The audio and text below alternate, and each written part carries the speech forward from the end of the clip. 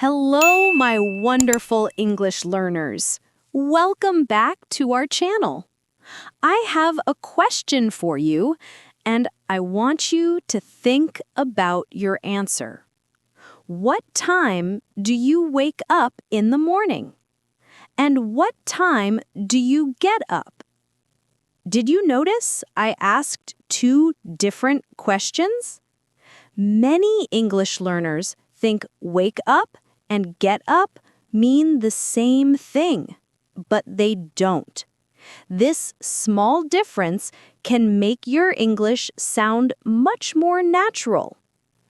Today, we're going to learn vocabulary for describing your daily routine from morning until night.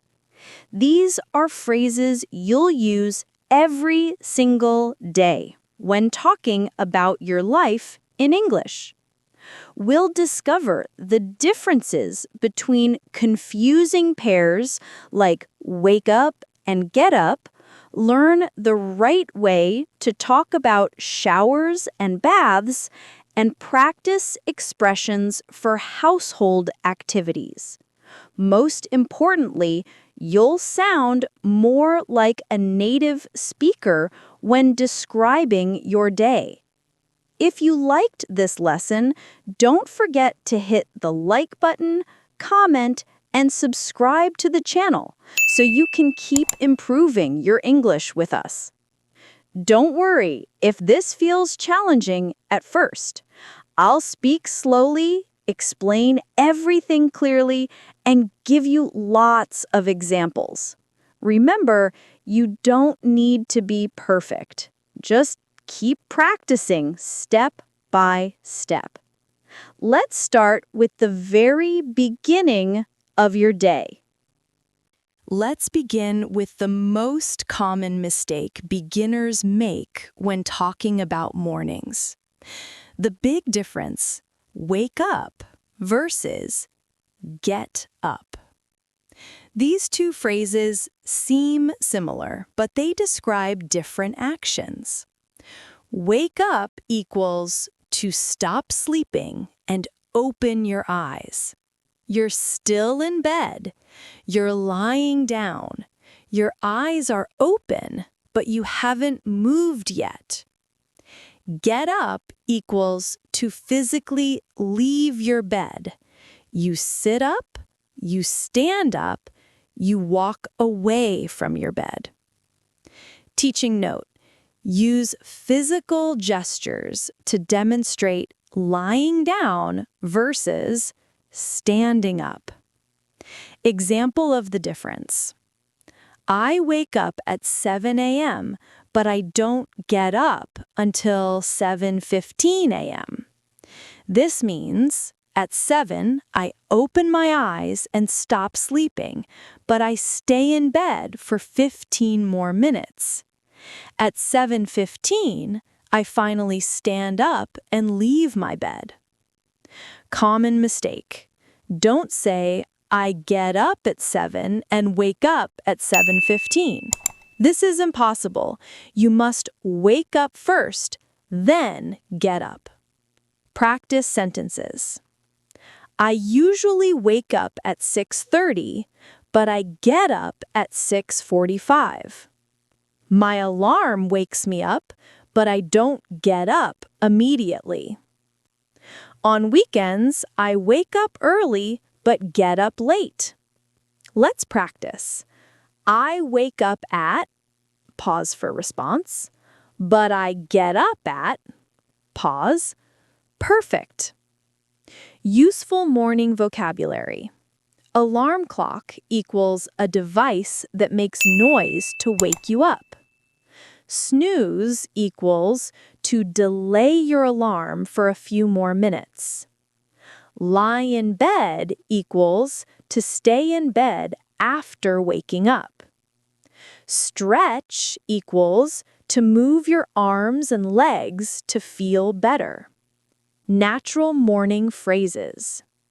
My alarm goes off at 6:30. The alarm starts ringing. I hit the snooze button. I delay the alarm. I lie in bed for 10 minutes. I stay in bed without sleeping. I finally get up and start my day. I leave bed and begin activities. Regional differences. In British English, people often say, get out of bed instead of get up. Both are correct.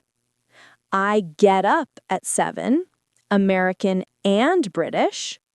I get out of bed at 7, more British. Your turn to practice. Tell me in the comments, what time do you wake up and what time do you get up?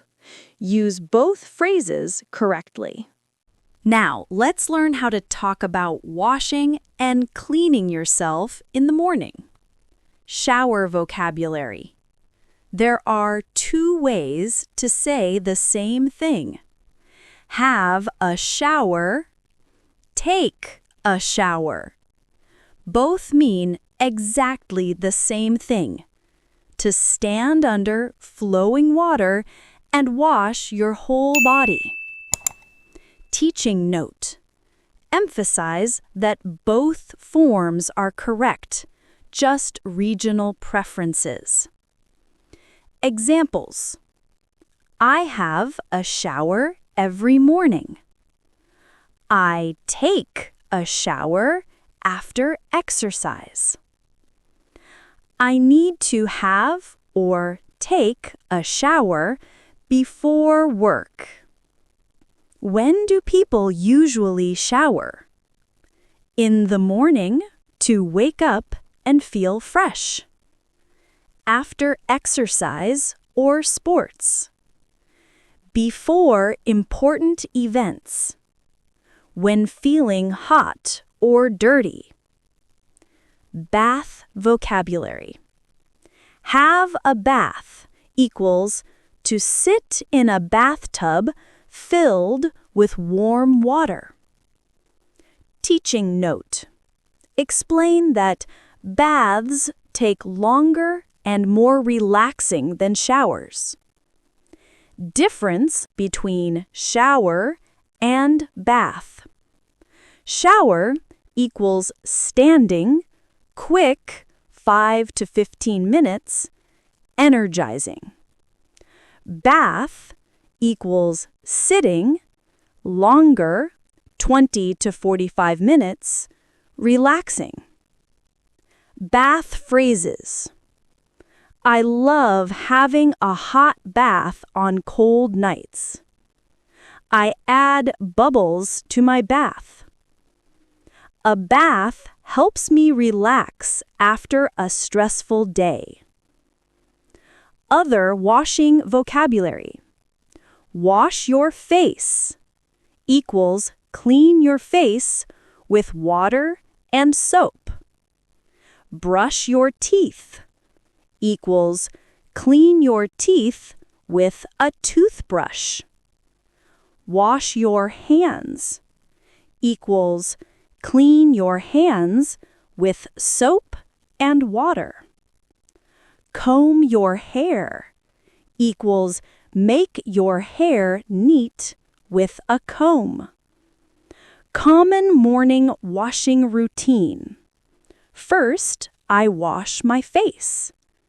Then, I brush my teeth. After that, I have a shower.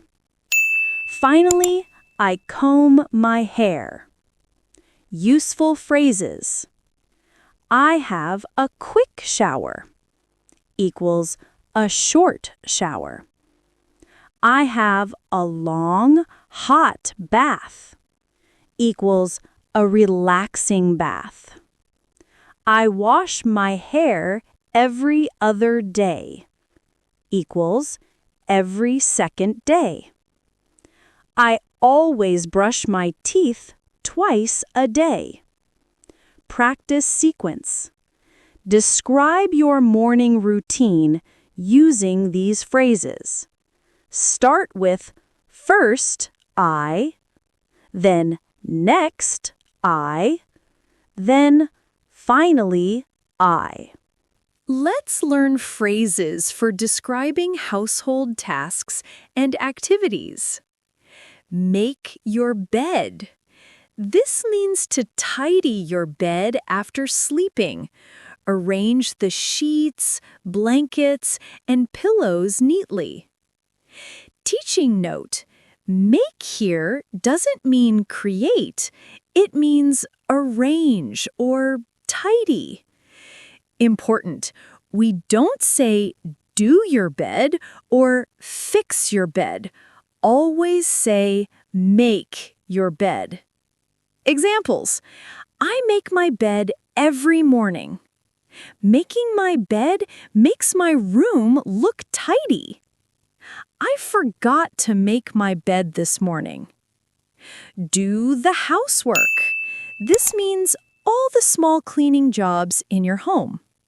Examples of housework: washing dishes, sweeping the floor, cleaning the bathroom, taking out the trash, dusting furniture.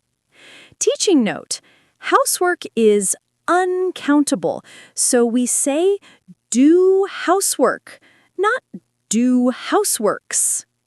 Examples: I do the housework on Saturdays. My family shares the housework.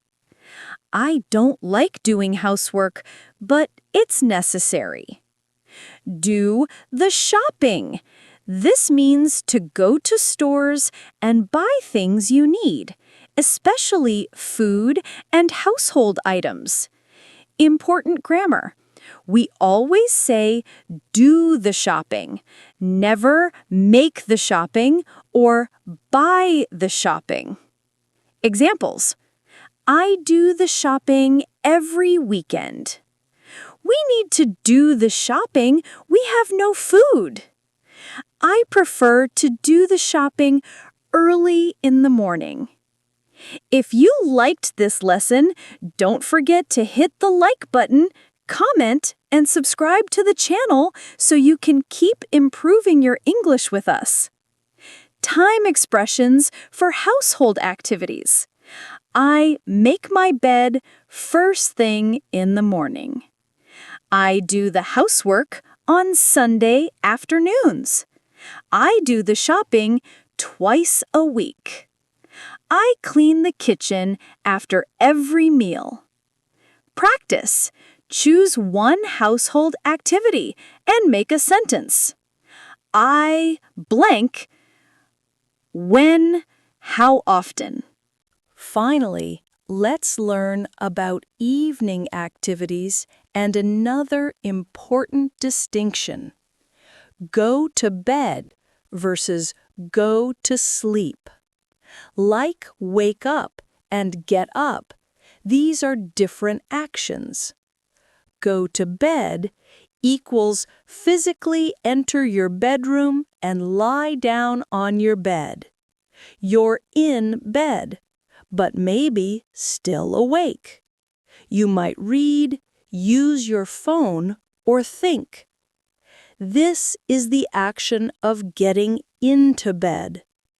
Go to sleep equals the moment you close your eyes and start sleeping. You're unconscious. Your mind and body are resting. This is when sleep actually begins. Teaching note: many people go to bed but don't immediately go to sleep. Example: I go to bed at 10 p.m., but I don't go to sleep until 10:30 p.m. This means I get into bed at 10, but I read or think for 30 minutes before I actually fall asleep.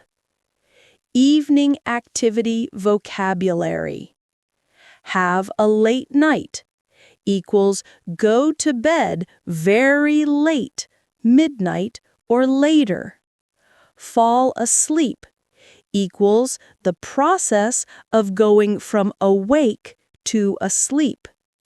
Stay up late equals remain awake until late at night. Feel sleepy equals feel tired and ready for sleep. Common evening phrases. I had a late night watching movies. I stay up late on weekends. I feel sleepy after dinner. I fall asleep quickly when I'm tired. Natural bedtime routine. I finish watching TV. I go to bed around 10:30. I read for a few minutes. I go to sleep before 11. Today, we've learned essential vocabulary for describing your entire day. Let's review the key differences. Important distinctions. Wake up, open eyes, versus get up, leave bed. Have, take a shower, quick wash, versus have a bath, relaxing soak. Go to bed, get into bed, versus go to sleep, start sleeping. Key household phrases. Make your bed, tidy your bed, do the housework, clean your home, do the shopping, buy necessities. Your practice challenge. Write a paragraph describing your daily routine using today's vocabulary. Include when you wake up and get up, your morning washing routine, one household activity you do, when you go to bed and go to sleep. Share your routine in the comments. I'll read every one and help you with any mistakes. Remember, these phrases will make your English sound natural and fluent. Practice using them when talking about your day with English-speaking friends or classmates. Keep practicing. Be patient with yourself. And remember that every small step makes you better. Your English is improving every day. Thank you for learning with me today. Until next time, keep describing your routines and keep building your confidence in English. Hello and welcome to Artificial Fluency. I want to start today with a very simple but very big question. Who are you? When people ask us this, we usually answer with our job, our role in our family, or where we are from. I am a teacher. I am a mother. I am from Brazil. But is that who we really are? Today, we are going to have a gentle and thoughtful English lesson about this question. We will explore the idea of our true identity, the person we are behind our jobs, our responsibilities, and the different masks we wear every day. This is a chance to learn some beautiful, deep vocabulary while also thinking about ourselves. So, please get comfortable and let's begin this journey inward together. And if this is a topic that feels important to you, please don't forget to hit the like button, comment, and subscribe to the channel. It helps us know that you enjoy these deeper conversations in English. The first and most important idea we're going to explore is this. Your identity is separate from your actions. Our world often praises action. The first question people ask is, what do you do? Not, how do you feel? We start to believe that our value comes from how productive we are. But the podcast this lesson is based on makes a powerful point. You are not what you do. You are the one who is doing it. Let's break this down. Teaching note. To conflate two things means to mix them up so you can't see the difference. Many of us conflate our identity with our achievements. We think, if I succeed, I am a success. If I fail, I am a failure. This belief is a major cause of burnout, which is a state of complete physical, mental, and emotional exhaustion. When you believe your identity must be earned every single day, you never give yourself permission to rest. The podcast asks a beautiful question. What if your worth had nothing to do with any of that? What if you were valuable just for being you, not for what you accomplish? Here's a key quote to practice listening to and repeating. You are not a machine. You are a soul. And your soul is not measured by output. It's measured by connection. Teaching note. Output is a word we usually use for machines or factories. It means the amount of something that is produced. This quote is powerful because it reminds us that we are human beings, not production units. The next theme is about the invisible masks we all wear. A mask is something you put on to hide your true face. These are the personas or characters we play to be accepted by others.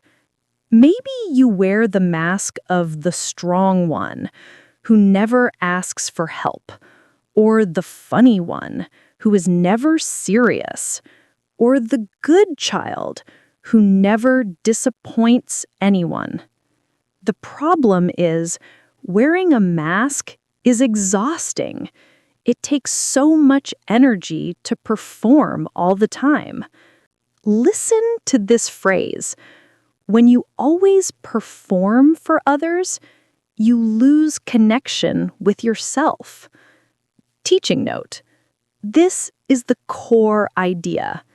You spend so much time being the person you think others want you to be that you forget who you are and what you want. This leads to emotional exhaustion, a deep tiredness that sleep can't fix. The goal isn't to suddenly rip the mask off. That can be scary. The advice is to simply loosen it a little. Give yourself permission to be complicated, to be unsure, or to not have the answer.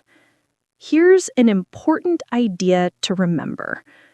You don't have to shrink yourself to fit someone else's comfort. Teaching note. To shrink means to become smaller. This is a metaphor. It means you don't have to make your personality, your feelings, or your needs smaller just to make other people feel comfortable. Let's pause for a moment. We've talked about separating our identity from our actions and the invisible masks we wear. These are big ideas, and you are doing a wonderful job of listening and learning the vocabulary to discuss them. If you are finding this lesson meaningful, please take a moment to subscribe. It's the best way to make sure you don't miss our future lessons. And I have a question for you. Which mask do you think is the most common one people wear? Let me know in the comments. So, if our true self isn't our job and isn't the mask we wear, where do we find it? The podcast suggests the answer is in solitude. Solitude is the state of being alone, but it doesn't mean loneliness. It's a peaceful, chosen aloneness. The key question here is, who are you when no one is watching? When you are alone, you don't have to perform. You don't have to explain yourself. You can be the unfiltered you. Teaching note: a filter is something that removes unwanted parts. When you are unfiltered, you are your most honest, real self. The advice is to use these moments of solitude to reach inward instead of reaching for a distraction like your phone.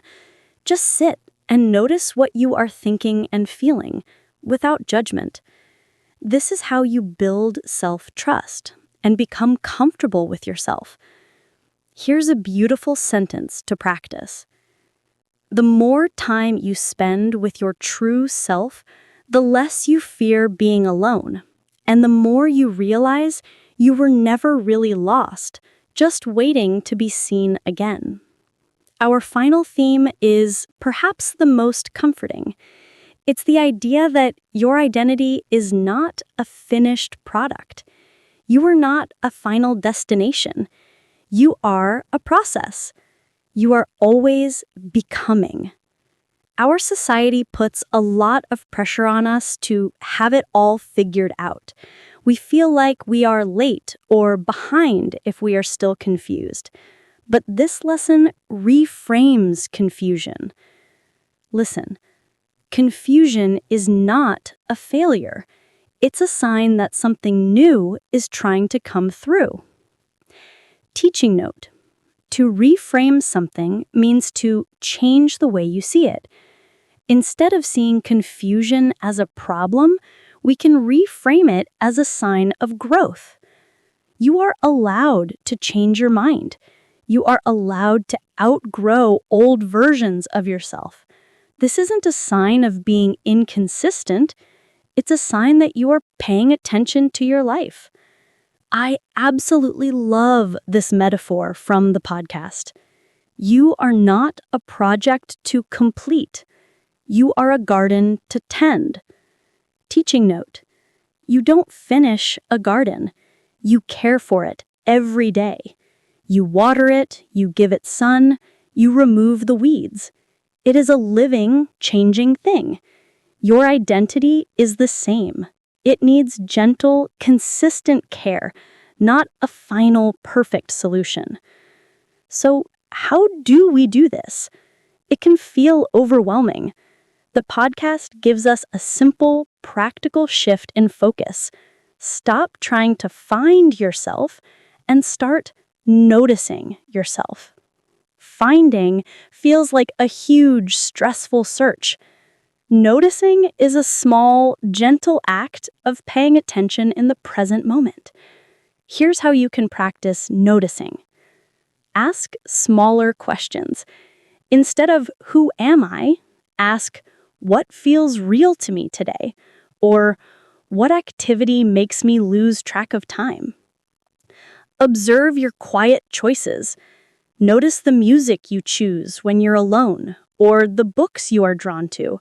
These are clues to your authentic self. Listen without judgment. When you notice a feeling or a thought, just let it be. You don't have to fix it. Just say, there's that feeling again. That's interesting. Our lesson comes to an end here. We've learned that we are more than what we do. We've talked about the masks we wear, the importance of solitude, and the beautiful idea that we are always in a process of becoming. The journey to know yourself is a lifelong one. It requires patience and kindness. The most important message is that you are not broken or behind. You are exactly where you need to be. Thank you for joining me for this deep and meaningful English lesson. I hope it has given you not only new words, but also a new perspective. Take a moment this week to just notice yourself. Until next time, take gentle care. Goodbye. Hello, my thoughtful English learners. Welcome back to our channel. I want to start today with a simple question that might surprise you. When was the last time you stopped and noticed something small that made your day a little bit better? Maybe it was your morning coffee, a message from a friend, or even just the fact that you woke up feeling rested. Most of us rush through our days focusing on problems, things we need to do, or what we don't have. But today, we're going to explore a different way of seeing, through the lens of gratitude. We'll learn practical vocabulary for expressing appreciation, talking about daily experiences, and discussing emotions. But this isn't just about English words. It's about a perspective that can make both your language learning and your daily life more enjoyable. Gratitude isn't just saying thank you when someone gives you something big. It's a way of noticing and appreciating the ordinary moments that make life good. And learning to express these feelings in English will help you connect more deeply with others.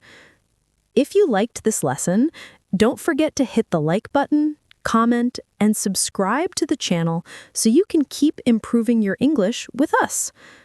Today, we'll discover how simple English phrases can help you see your world differently. Ready to learn some vocabulary that might change your perspective? Let's begin. Let's start by understanding what gratitude really means and learning the vocabulary to express it naturally. Key vocabulary: gratitude and appreciation. Gratitude is the feeling of being thankful for what you have. Appreciation is recognizing the value or importance of something. Thankful is feeling grateful or pleased about something. Blessed is feeling fortunate or lucky. Acknowledge is to notice and recognize something. Teaching note: blessed can be religious or simply mean fortunate. It's used in both contexts. Basic phrases for expressing gratitude: I'm grateful for, I appreciate, I'm thankful that, I feel blessed to have, I'm lucky that. Practice with me. I'm grateful for my health. I appreciate my family. Good. The difference between gratitude for big and small things. Most people think gratitude is only for major events, getting a job, buying a house, or celebrating holidays. But everyday gratitude is different. Vocabulary for everyday appreciation. Ordinary means normal, not special or unusual. Simple pleasures are small things that make you happy. Take for granted means to not appreciate something because you're used to it. Notice is to pay attention to or observe something. Treasure is to value something very highly. Teaching note: we often take for granted things we see every day, meaning we stop appreciating them. Examples of everyday gratitude: I'm grateful for clean water from my tap. I appreciate having a comfortable bed. I'm thankful for the sun shining today. I value the quiet moments in my morning. I treasure the smile my neighbor gave me. Common mistake: don't say, I'm grateful of. Say, I'm grateful for, or I'm grateful that. The power of perspective. Gratitude is like changing the glasses you wear to see the world. With problem glasses, you only see what's wrong. With gratitude glasses, you see what's working. Vocabulary for perspective. Perspective is your way of looking at or thinking about something. Focus is to direct your attention to something specific. Mindset is your attitude or way of thinking. Shift is to change or move to something different. Lens is a way of viewing or understanding something. Metaphor. Phrases for changing perspective. I'm trying to see things differently. I want to focus on the positive. I'm shifting my perspective. I'm looking through a different lens. I choose to notice what's good. Key insight. What you focus on grows. If you focus on problems, you'll see more problems. If you focus on good things, you'll notice more good things. Now, let's learn how to use gratitude vocabulary in real conversations and daily situations. Gratitude in relationships. Expressing appreciation to others strengthens relationships and makes conversations more meaningful. Key vocabulary: relationship gratitude. Support equals help and encouragement from others. Kindness equals being gentle, caring, and helpful. Thoughtful equals showing care and consideration for others. Gesture equals an action that shows how you feel. Connection equals a feeling of being close to someone. Teaching note: a gesture can be small, like remembering someone's birthday or holding a door open. Phrases for appreciating others. I really appreciate your help. Thank you for being so patient with me. I'm grateful for your friendship. Your kindness means a lot to me. I value our conversations. In professional settings, I appreciate you taking the time to explain this. Thank you for your support on this project. I'm grateful for the opportunity to learn from you. Gratitude for daily experiences. Learning to notice and express appreciation for ordinary moments can make your daily life more enjoyable. Vocabulary for daily experiences. Comfort equals a feeling of being relaxed and at ease. Peace equals a calm, quiet feeling. Pleasure equals enjoyment or happiness.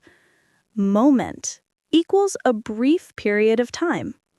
Presence equals being fully aware and focused on now. Teaching note: being present means paying attention to the current moment, not thinking about past or future. Examples of daily gratitude. I'm enjoying this peaceful morning. I appreciate the comfort of my home. I'm grateful for this delicious meal. I love the feeling of fresh air. I treasure these quiet moments. If you liked this lesson, don't forget to hit the like button, comment, and subscribe to the channel so you can keep improving your English with us. Expressing gratitude for learning. As language learners, you can practice gratitude for your language journey.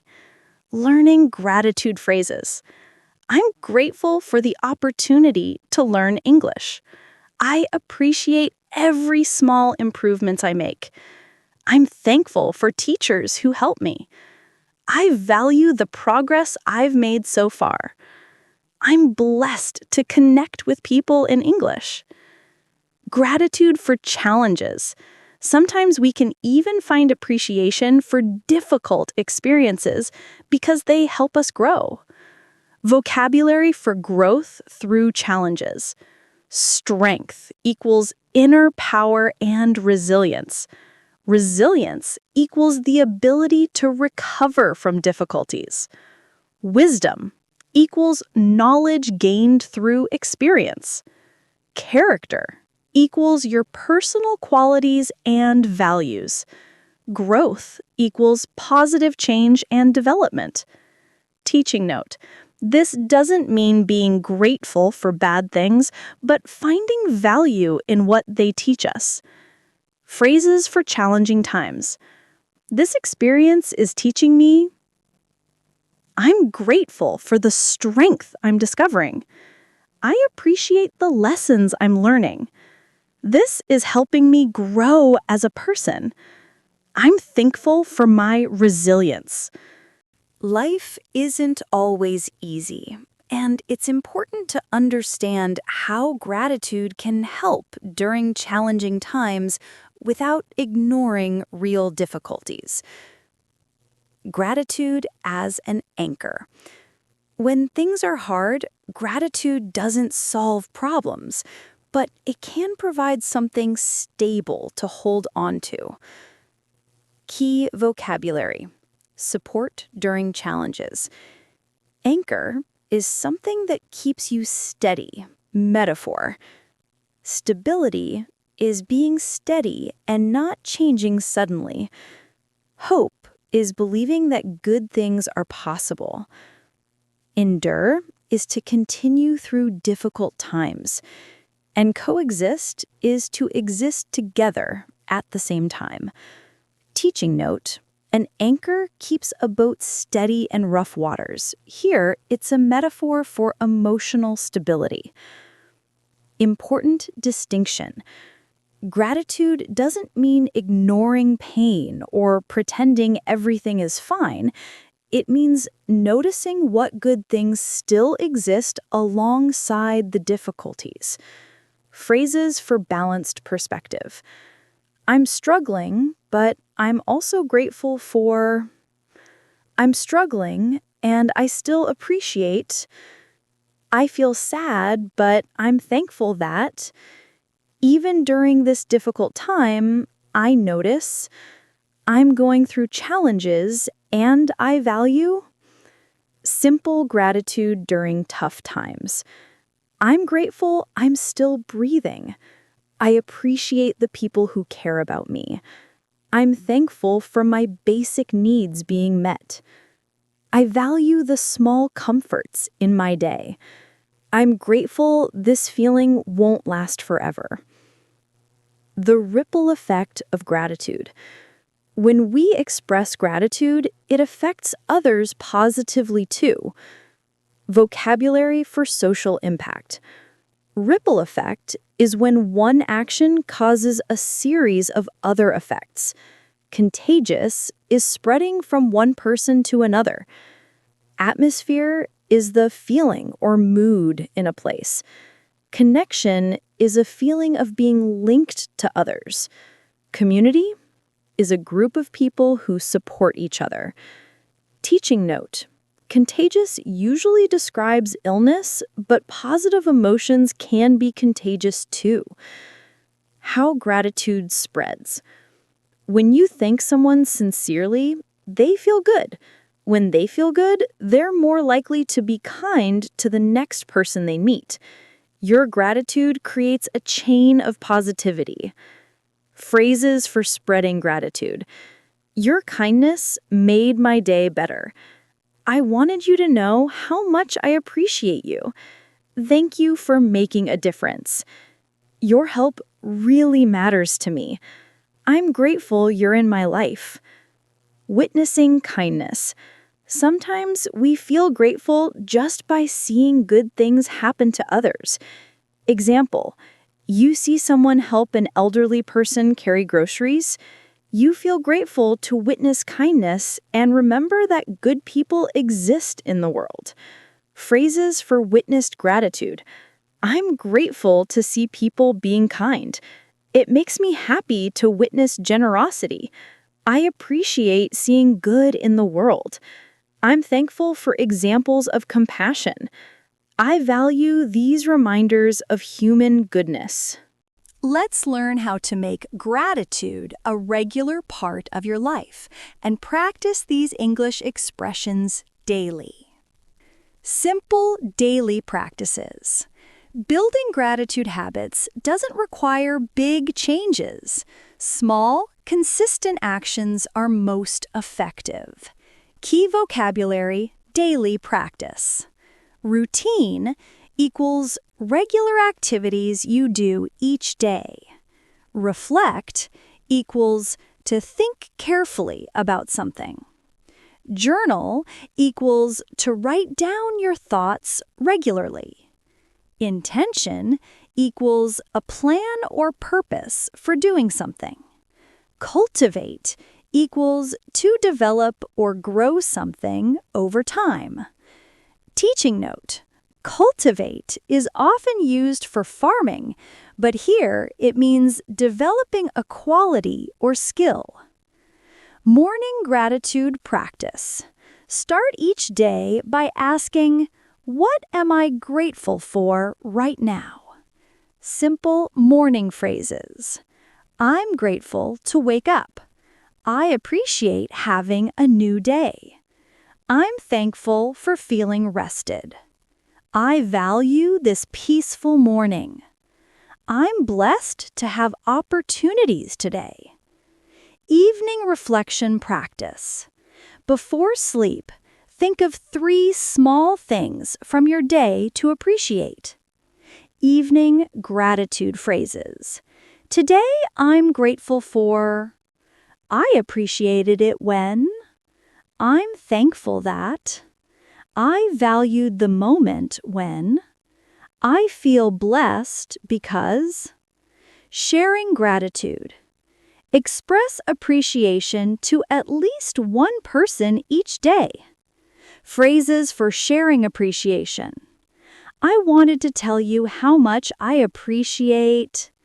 Thank you for being such a. I'm grateful to have you as. Your kindness, help, support means a lot to me. I feel lucky to know you. Gratitude during challenges. When you feel stressed or discouraged, pause and ask, what is one thing I can be grateful for right now? Emergency gratitude phrases. I'm grateful I can breathe. I appreciate having this roof over my head. I'm thankful for people who care about me. I value my ability to learn and grow. I'm grateful this difficult moment will pass. Today we've learned that gratitude isn't just about saying thank you. It's a way of seeing and appreciating the richness that already exists in your life. Key takeaways. Gratitude can be found in ordinary, everyday moments. Expressing appreciation strengthens relationships. Gratitude provides stability during difficult times. Small daily practices create lasting, positive changes. Sharing gratitude creates a ripple effect of kindness. Your gratitude homework. This week, try one small gratitude practice each day. Notice 3 good things each morning. Express appreciation to one person daily. Write down what you're grateful for each evening. Practice gratitude phrases in English. Vocabulary to remember. I'm grateful for. I appreciate. I value. I treasure. I'm blessed to have. What are you grateful for right now? What's one small thing that made today a little bit better? Share your gratitude in the comments. Let's create a ripple effect of appreciation together. Remember, learning English is itself something to be grateful for. Every lesson you complete, every word you learn, every conversation you have is a step toward connecting with people around the world. Thank you for spending this time with me exploring gratitude and expanding your English vocabulary. Keep practicing, Keep noticing the good around you and keep expressing appreciation, both for your progress and for the journey itself. Until next time, may you see the extraordinary in the ordinary, and may your gratitude be contagious. Hello, my wonderful English learners. Welcome back to our channel. I want to ask you a question that might feel very personal, but I think many of you will relate to it. How do you talk to yourself in your mind? When you make a mistake or feel like you're not improving fast enough in English, what does that voice in your head say to you? Is it kind and encouraging, or is it critical and harsh? Many of us have learned to be our own worst critic. We say things to ourselves that we would never say to a good friend. Today, we're going to explore a different approach, one that will not only improve your English, but might also improve how you feel about yourself. We're going to learn vocabulary for discussing emotions, self-reflection, and personal well-being. These are important topics that come up in real conversations, and having the right words will help you express yourself more clearly and connect more deeply with others. Today's lesson combines English learning with concepts about self-compassion and inner peace. These aren't just vocabulary words. They're ways of thinking that can make your learning journey more enjoyable and sustainable. If you liked this lesson, don't forget to hit the like button, comment, and subscribe to the channel so you can keep improving your English with us. Remember, learning English is a journey, not a race. Let's explore how being kinder to ourselves can actually help us learn better. Let's start by understanding what inner peace really means and learning the vocabulary to discuss it. Key vocabulary: inner peace. Inner peace equals a calm, content feeling inside yourself. Self-acceptance equals being okay with who you are, including your flaws. Self-compassion equals treating yourself with kindness, like you would treat a good friend. Mental noise equals busy, worried thoughts in your mind. Present equals focused on the current moment, not the past or future. Teaching note: mental noise refers to the constant chatter of thoughts, worries, and self-criticism. Inner peace doesn't mean your life is perfect. It doesn't mean you never feel sad, worried, or frustrated. Instead, it means you can stay calm and kind to yourself, even during difficult times. Important distinction: peace versus happiness. Happiness is a temporary, joyful emotion. Peace is a steady, calm state that doesn't depend on external circumstances. Phrases for talking about inner peace: I'm learning to be more accepting of myself. I want to find peace with who I am. I'm working on being kinder to myself. I'm trying to quiet the mental noise. I want to be more present in my life. Practice with me. I'm learning to be more accepting of myself. Pause. I want to find peace with who I am. Pause. Good. Common sources of mental noise: self-criticism, judging yourself harshly; comparison, measuring yourself against others; perfectionism, believing you must be perfect to be worthy; worry, anxiety about future events; regret, feeling bad about past mistakes. Teaching note: these are normal human experiences that everyone faces. Phrases for describing mental challenges. I'm too hard on myself. I compare myself to others too much. I worry about what people think. I feel like I'm not good enough. I judge myself for making mistakes. The key insight: peace comes from changing how you relate to these thoughts, not from eliminating them completely. Healthy perspective phrases. It's normal to have these thoughts. I don't have to believe every thought I have. I can observe my thoughts without judging them. These feelings are temporary. I'm human, and humans aren't perfect. Now let's explore why we're often so critical of ourselves and learn vocabulary to discuss this common experience. The internal critic. Most of us have a voice in our head that constantly tells us we're not doing enough, not learning fast enough, or not good enough. This voice often sounds like common self-critical thoughts. I should be better at English by now. Everyone else learns faster than me. I made another stupid mistake. I'm falling behind. I don't have what it takes. Teaching note: acknowledging these thoughts helps learners realize they're not alone in having them.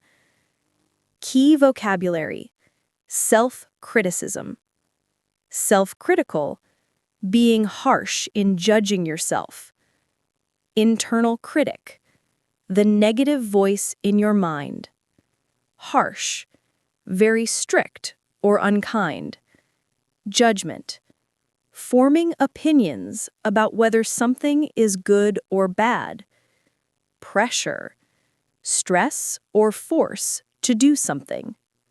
Where does this voice come from? Society teaches us to always do more, be more. Social media makes it easy to compare ourselves to others. We learned early in life that we need to be perfect to be loved. We mistake self-criticism for motivation. Phrases for discussing societal pressure. Society puts pressure on us to be perfect. Social media makes us compare ourselves constantly. We live in a culture that celebrates achievement over being. There's always a message that we need to do more. We're taught that our worth depends on our success. The problem with the fixing mindset. Many of us treat ourselves like a problem to be solved or a project to be improved. We think, once I fix myself, then I'll be happy. I need to become a better person before I deserve peace.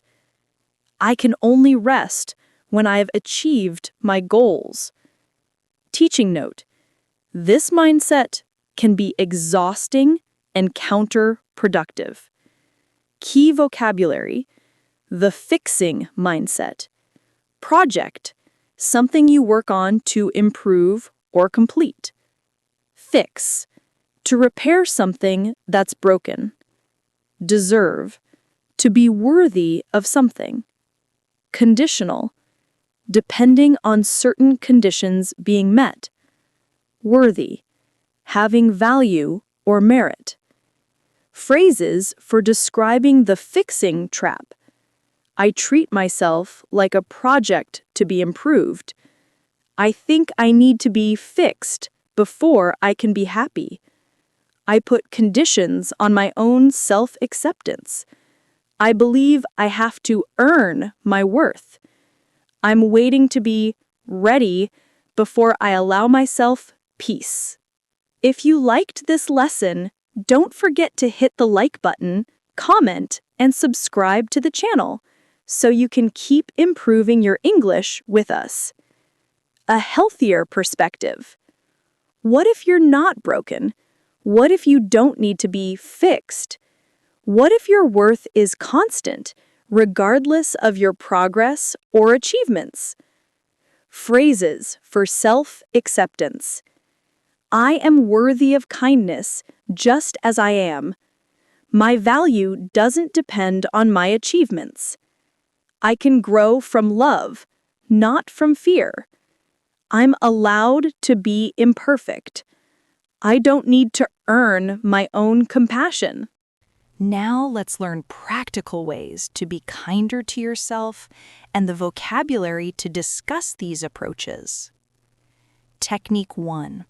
Observing thoughts without judgment.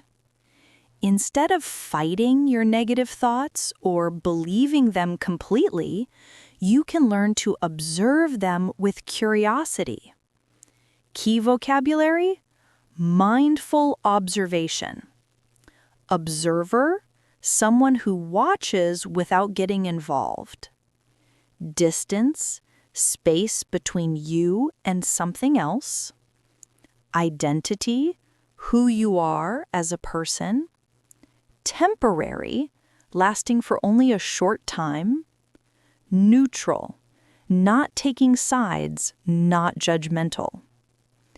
Teaching note: this creates healthy distance between the person and their thoughts. How to practice thought observation? Notice when a critical thought appears. Don't fight it or agree with it immediately. Simply say, I notice I'm having the thought that. Remember, you are not your thoughts. You are the one observing them. Phrases for thought observation. I notice I'm thinking. There's that critical voice again. I'm having the thought that I'm not good enough. This is just a thought, not a fact. I can observe this thought without believing it. Technique 2. Embracing all parts of yourself.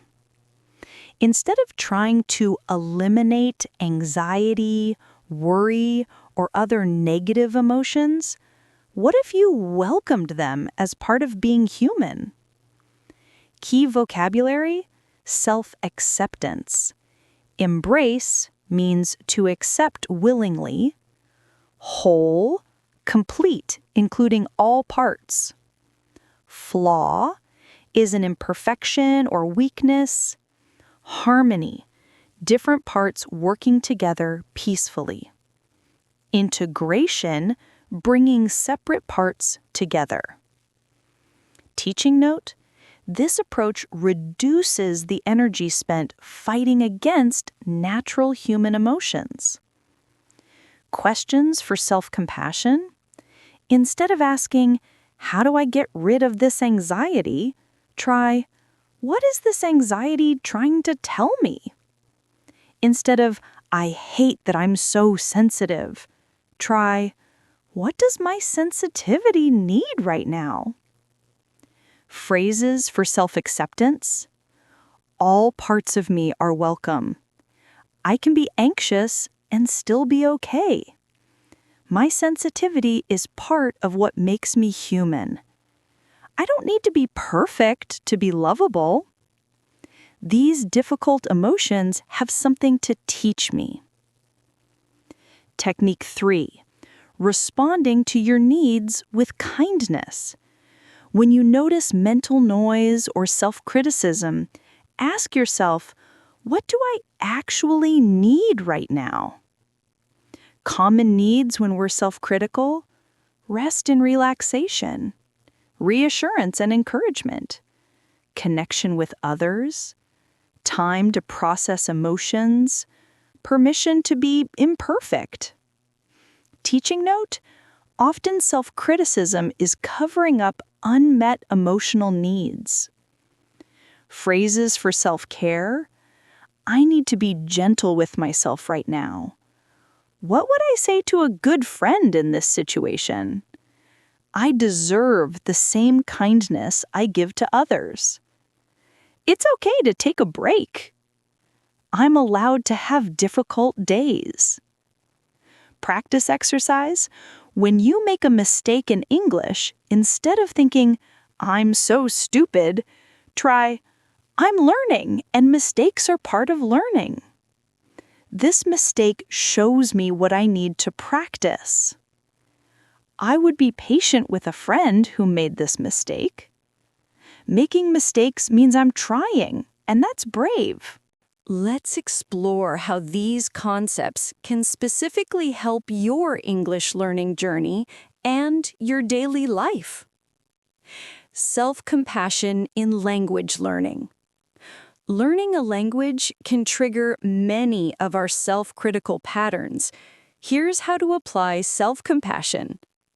Instead of, "I'll never be fluent," try, "I'm making progress at my own pace." Instead of, "I should understand this by now," try, "Learning takes time, and that's normal." Instead of, "I'm so embarrassed about my accent," try, "My accent is part of my unique story." Teaching note: this reframing reduces anxiety and actually helps with learning. Key vocabulary for peaceful learning. Progress means forward movement, even if slow. Journey is a long process with ups and downs. Patience is the ability to wait calmly. Growth is positive change over time. Resilience is the ability to bounce back from setbacks. Phrases for peaceful learning. I trust my learning process. Every small step counts. I celebrate my progress, however small. Mistakes are proof that I'm trying. I'm exactly where I need to be in my journey. Creating daily peace. Small daily practices can help you build a more peaceful relationship with yourself. Morning intention. Today, I will be kind to myself. Mistake response. This is a learning opportunity. Evening reflection. What went well today? Gratitude practice. I'm grateful for my effort today. Phrases for daily peace. I start each day with self-compassion. I treat myself as I would treat a dear friend. I focus on progress, not perfection. I honor my efforts, not just my results. I give myself permission to be human. Today we've learned that inner peace isn't about having a perfect life or never feeling difficult emotions. It's about developing a kinder, more accepting relationship with yourself. Key takeaways. You are not your thoughts. You are the observer of your thoughts. Self-criticism doesn't motivate learning. Self-compassion does. All parts of you, including your struggles, are worthy of acceptance. Small daily practices of self-kindness can create big changes. Your worth is constant, regardless of your progress. Your gentle homework. This week, try one small act of self-compassion each day. Maybe it's speaking to yourself like you would to a good friend, taking a break when you feel overwhelmed, celebrating a small win in your English learning, or asking, "What do I need right now?" when you feel critical. Vocabulary for encouragement. I am enough just as I am. I treat myself with kindness. I honor my journey and my progress. I give myself permission to be imperfect. I am learning and growing every day. What resonates most with you from today's lesson? How do you usually talk to yourself when you're learning English? Share your thoughts in the comments. Remember, we're all learning together. Learning English is challenging, and it requires courage to put yourself in situations where you might make mistakes. That courage deserves kindness, not criticism. Thank you for joining me for this meaningful conversation. Remember, the goal isn't to become perfect. It's to become more compassionate toward yourself as you grow. Keep practicing, keep being gentle with yourself, and remember, you're doing better than you think you are. Until next time, treat yourself with the same kindness you would give a dear friend. You deserve it.